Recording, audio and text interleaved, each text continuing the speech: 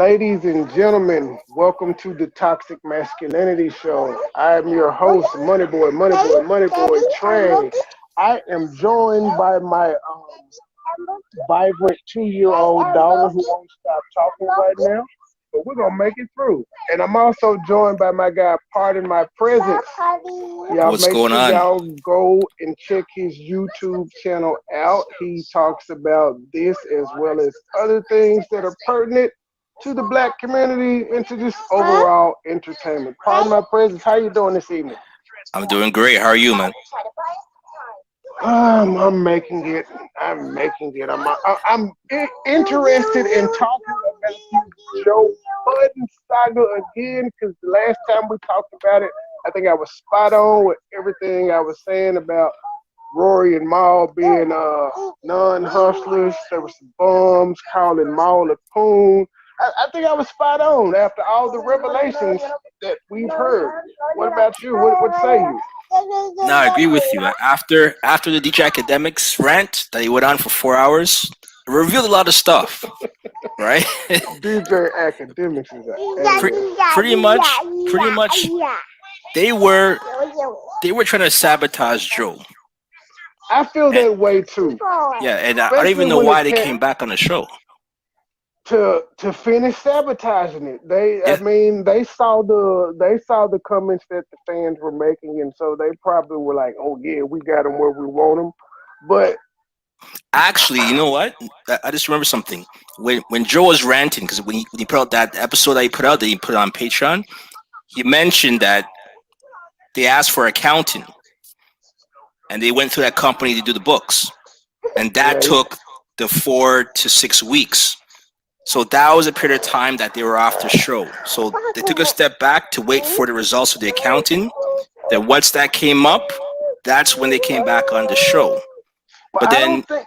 I think he was saying that he said 4 weeks was gonna take him to get the accounting papers over to him, but he wasn't expecting them to be gone that whole time. I don't think because he only told Rory to take 2 shows off, which would have been that Tuesday and that Friday. So mhm, 2 shows or 1 week turned into six, yeah, yeah, and that's and Rory was told not to come to work, not Maul. And he said exactly. got the same lawyer, so I'm feeling like you. I feel like they tried to sabotage it, especially when they say, "Well, if we ain't here, you supposed to not do it." What kind of shit is that? Yeah, what kind of shit is that? It makes no sense. In what world, in what corporate environments would that fly? Man, in what street situation does that fly?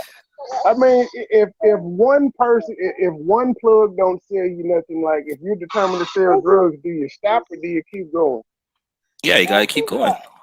I'm gonna give it back to you, baby. Hold on. But yeah, so what do you what did you take away from it? What did Joe say that made you be like, I ain't mad at you though. Kick your shit. You know, I've been a fan of Joe since back during Desert Storm and DJ Clue, right? So I've been following him for a long time, right? And pretty much what he's doing now was what he's been doing.